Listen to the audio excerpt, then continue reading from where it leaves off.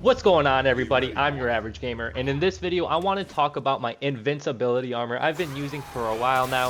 I've tried a bunch of different variations, all of them are very good, but I want to showcase what I think, in my opinion, is the best way to become the absolute demigod that Kratos is supposed to be. Real quick, I want to talk about how I like to play this game. I do talk about this in other videos, so I'm going to kind of just sum it up real quick. I have a bunch of different playstyles.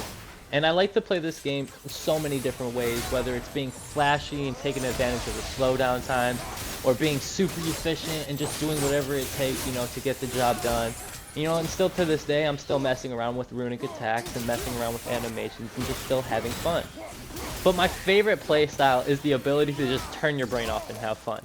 Now, as you see, I just got hit, and typically that's something, where I would restart from a checkpoint and try to make it look more flashy and cinematic.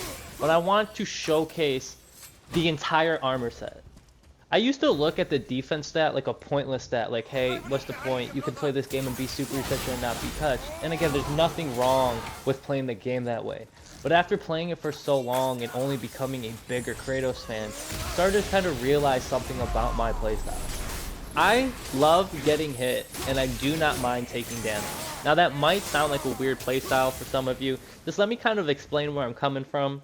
So I feel like in my head that Kratos is this person who would sacrifice pain in himself to deal pain into his enemy. Now you can kind of see that in the very opening fights against the Stranger, who we all know is Baldur now. But again, he is willing to take the punches so he doesn't have to close the gap. He's willing to stay in that close range, and take some hits just so he's able to get some out too, because he knows how powerful he is, so it's not going to take too many hits in most cases. Also, how are you supposed to showcase an armor with high defense without being hit? I feel like that's kind of tough. Do you know what I'm talking about? For example, like, say you're using the Valkyrie armor set and you're being this super flashy, untouchable person, which is cool, again, right?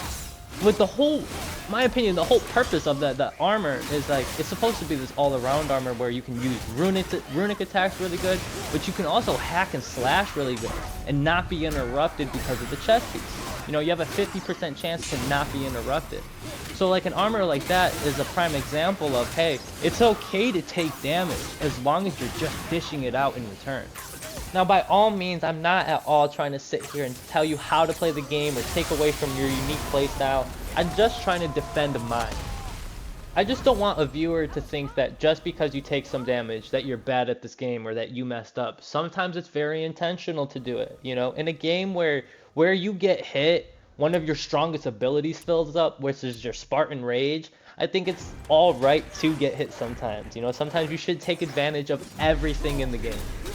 I know I said that I was only going to talk about my playstyle for a little bit, and I may have got a little out of hand talking about it, but I find this conversation very important for this video, so I'm going to go ahead and put the Immortality build at the end of this video. So if you wanted to skip to that, go ahead, by all means. I will not take it too hard. I completely understand, but I'm going to talk a little bit more about this game. I was going to save this for another video and try to be kind of, inspirational.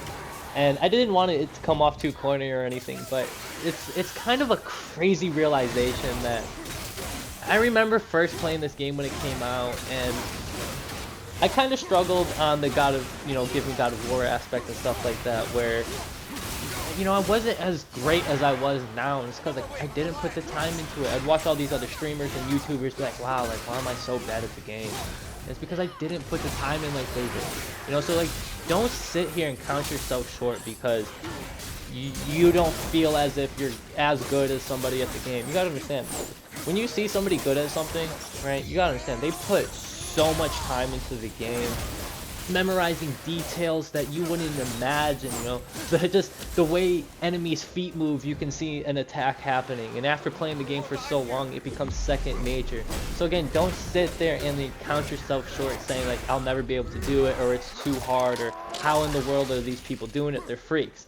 Now again, I'm not trying to take away from these people. Some of them are absolute freaks at this game, but again, just never count yourself short, because I was in that position of thinking, there's no way I could do this. This game's just too hard sometimes.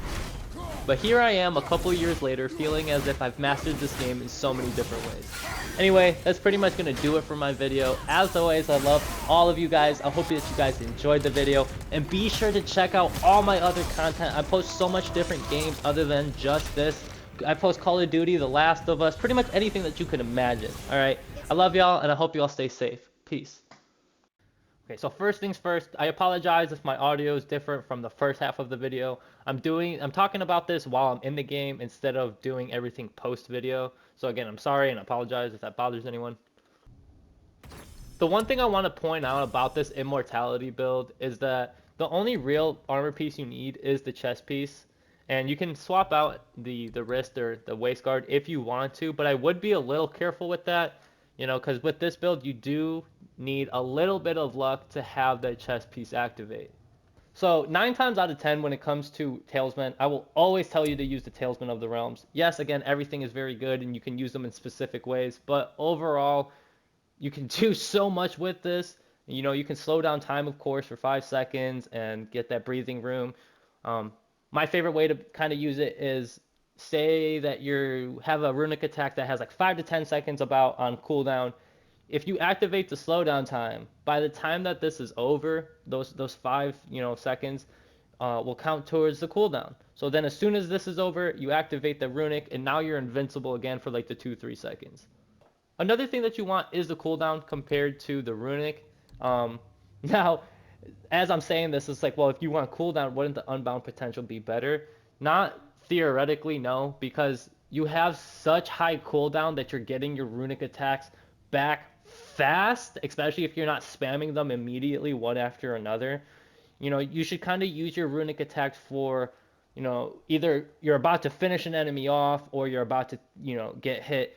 It's something where you're either going to do damage or try to mitigate damage. Now, when it comes to axe and blades pommels, as simple as they might seem, they can change your entire playstyle.